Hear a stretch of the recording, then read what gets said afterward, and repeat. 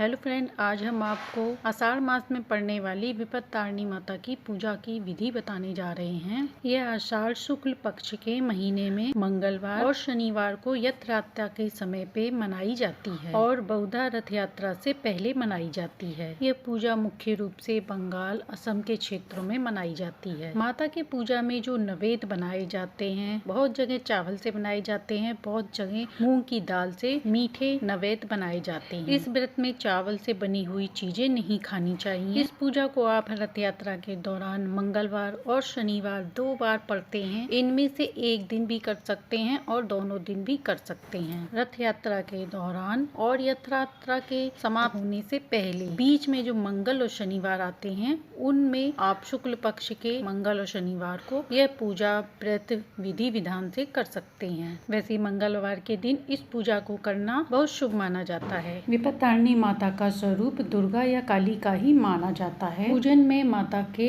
अष्ट स्वरूप की पूजा भी आप कर सकते हैं। यदि आपके पास पहले से ही विपत्तारिणी माता का फोटो है तो अच्छी बात है। यदि नहीं है तो आप दुर्गा या काली का रूप रखकर भी पूजा कर सकते हैं। इस पूजा में माता को 13 प्रकार की चीजों का भोग लगाया जाता है। जैसे आप नवेद अर्पण करेंगे तो 13 प्रकार के ही होने चाहिए। एक थाली में 13 प्रकार के पुष्प, 13 प्रकार के मिष्ठान में आप कुछ भी ले सकते हैं, 13 होना चाहिए। और 13 ही बतासे लिए जाते हैं, 13 पान लिए जाते हैं। यदि आपको 13 प्रकार के पुष्प ना मिले तो आप 13 की संख्या में पुष्प ले सकते हैं। जैसे 13 गेंदे के या 13 चमेली के, जो भी पुष्प लें 13 की संख्या में लें।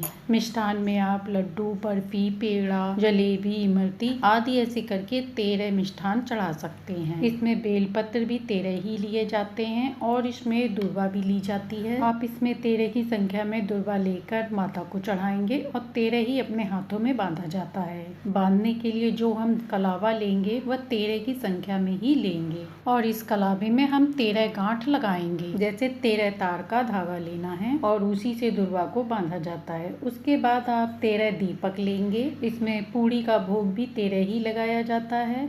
इसमें मूंग की दाल का जो नवेद पूर्ण रूप से बनाया जाता है, विशेष होता है और वह भी 13 प्रकार का, मतलब 13 भागों में विभाजित करके बनाया जाता है। या आप कह सकते हैं 13 की संख्या में ही बनाकर चढ़ाया जाता है। यदि आपको 13 की संख्या में फल ना मिले तो आप जोड़े की संख्या में भी करके 13 संख्या गिनकर चढ़ा सकते हैं। जैसे 2 जोड़े में आम, 2 जोड़े में खीरा, ऐसे करके 13 फल चढ़ा सकते हैं। और इसी में एक नारियल भी लेकर चढ़ा दें। नारियल को एक ही चढ़ा सकते हैं, बाकी के फलों को आप जोड़े में लेकर चढ़ा सकते हैं। माता की पूजा आपको सुबह शाम दोनों समय पर करनी होती है। इसके बाद माता की कथा आरती अवश्य करें। इस दिन माता की पूजा में अर्गला स्तोत्र का पाठ भी किया जा सकता है। पूरे दिन आपको फलहार लेना होता है, जलपान करना होता है। शाम को आप भोजन ग्रहण कर सकते हैं। सुबह की पूजा में आप माता को सुहाग की चीजें अर्पण कर सकते हैं। सिंदूर, अलंकार आदि माता को अर्पण करें। इसी के साथ आप माता को पुष्प, दीप, धूप, नवेद आदि भी अर्पण कर सकते हैं। संध्या के समय में भी वैसे ही पूजा करना है। माता को धूप, दीप, नवेद अर्पण करने के बाद सारी सामग्रियां अर्पण करें। सुबह जो अर्पण किया है सुहाग सामग्री, उसे वहीं रहने दें। शाम के समय पर आप नवेद आदि अर्पण कर सकते हैं। इसके बाद कथा का श्रवण करें, आरती करें, शंख ध्वनि करें और अपनी कामना पूर्ति के लिए माँ से विनती करें। तो यह रथ यात्रा के किसी भी बीच मंगल या शनिवार के दिन आप ये पूजा संपन्न कर सकते हैं। एक दिन भी कर सकते हैं, 2 दिन भी कर सकते हैं। इसमें कलावा जो आप लेंगे 13 तार का लेंगे, उसमें 13 ही गांठ लगाएंगे। इसे रक्षा सूत्र के